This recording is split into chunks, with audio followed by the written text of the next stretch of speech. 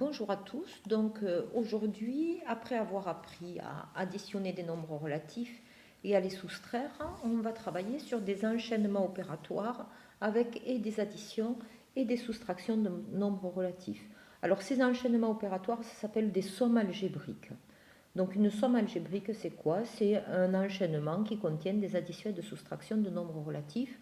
Deux exemples de sommes algébriques. Moins 2 plus 5 moins 4 est une somme algébrique dans laquelle il y a deux opérations.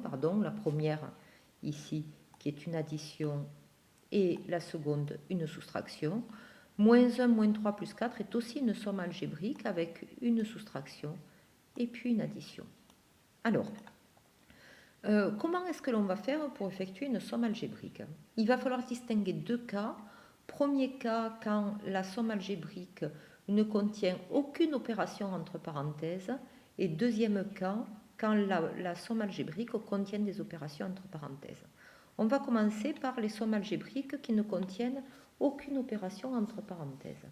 Alors, dans ce cas-là, pour effectuer ces sommes algébriques, il faut premièrement systématiquement transformer toutes les soustractions en addition. Une fois qu'on a transformé toutes les soustractions en addition, vous savez que quand on a une suite d'addition, on peut changer l'ordre des termes. Et donc, on va regrouper astucieusement les termes. Alors, astucieusement, ça va dépendre. Parfois, on va regrouper les positifs ensemble, les négatifs ensemble, mais parfois, quand on aura des termes qui vont être opposés, on va regrouper les termes opposés ensemble, puisque vous savez que quand deux nombres sont opposés, leur somme est nulle. Donc, on va commencer sur l'exemple A. Donc, dans l'exemple A, deux opérations. La première, ici, une addition, et la deuxième, qui est ici, qui est une soustraction. Donc, je vais changer cette soustraction en addition. On me demande de soustraire moins 8. Et moi, qu'est-ce que je vais faire? Je vais ajouter l'opposé de moins 8, c'est-à-dire 8. Je n'ai plus que des additions. Je peux maintenant modifier l'ordre des termes. Je vais regrouper les deux nombres positifs ensemble, 4 et 8. Et le terme négatif, il y en a un seul. Je vais effectuer la somme des deux nombres positifs. Donc je souligne ici. 4 plus 8, ça fait 12. 12, je n'oublie pas de recopier le terme moins 5 et j'obtiens 7. Voilà pour cette première somme. 4 plus moins 5 moins 8 est égal à 7. Deuxième somme, donc là, trois opérations, une addition et deux soustractions. On me demande de soustraire 50 et de soustraire moins 7. Qu'est-ce que je vais faire? Je vais changer ces deux soustractions en addition. Donc, soustraire 50 revient à ajouter l'opposé de 50, moins 50. Soustraire moins 7 revient à ajouter l'opposé de moins 7, 7. Je n'ai plus que des additions. Alors, ici, je vois qu'il est intéressant astucieusement de regrouper le moins 7 et le plus 7, puisque leur somme est nulle.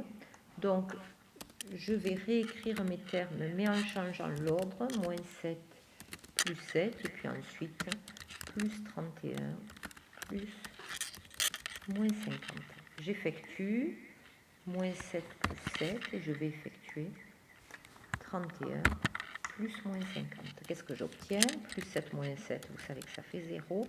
31 plus moins 50, ça fait moins 19. Et j'obtiens donc moins 19 comme résultat final. Donc, moins 7 plus 31 moins 50 moins 7 est égal à moins 19. La somme algébrique C, même chose que tout à l'heure, trois opérations, une addition et deux soustractions. Donc, je vais transformer mes deux soustractions en addition. On me demande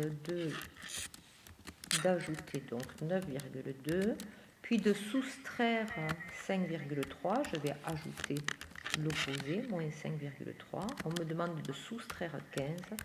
Je vais ajouter l'opposé, moins 15. Et je vais regrouper donc mes termes astucieusement. Alors, moins 4,7 et moins 5,3, ça fait 10. Donc c'est intéressant de les regrouper, ces deux-là ensemble.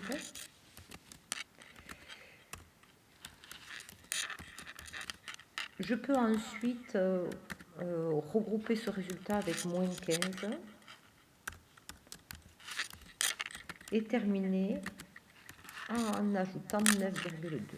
Donc, je commence par le calcul qui est ici, qui donne moins 10. Après, il y a plusieurs stratégies, hein. Vous n'êtes pas obligé de faire exactement la même.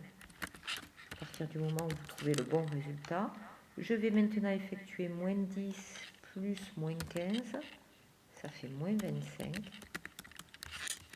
Moins 25 plus 9,2.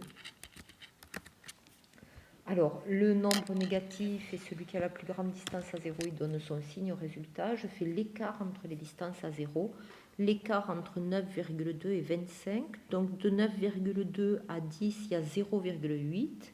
De 10 à 25, il y a 15. Donc, l'écart, 15,8. Donc, la somme c'est moins 15,8. Je termine avec le D. Donc, dans le D, j'ai 1, 2 et 3 soustractions. On me demande de soustraire 10, de soustraire 8 et de soustraire 27. Je recopie les premiers termes, moins 23 plus 8. Et je change les soustractions en addition. Soustraire 10 revient à ajouter moins 10.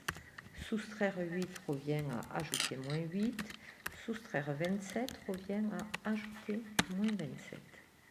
Je vais donc maintenant regrouper mes termes astucieusement. Alors, moins 23 et moins 27, c'est intéressant parce que ça fait une dizaine.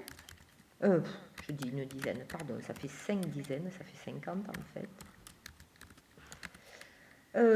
8 et moins 8, c'est intéressant aussi, puisque leur somme va être nulle. Et je n'oublie pas de recopier le dernier terme, moins 10. Donc, qu'est-ce que j'obtiens? Avec les deux premiers termes, moins 23 plus moins 27, j'obtiens moins 50. Les deux termes 8 et moins 8, que je souligne ici, ça donne 0. Et je n'oublie pas de recopier le dernier terme, moins 10. Moins 50 plus 0 plus moins 10, moins 60. Donc, moins 23 plus 8, moins 10, moins 8, moins 27 est égal à moins 60. Voilà. Nous avons terminé pour cette première partie. Je vais dans une deuxième vidéo travailler sur des enchaînements, des sommes algébriques, mais cette fois-ci qui ont des opérations entre parenthèses pour voir comment on va pouvoir fonctionner. On ne va pas pouvoir calculer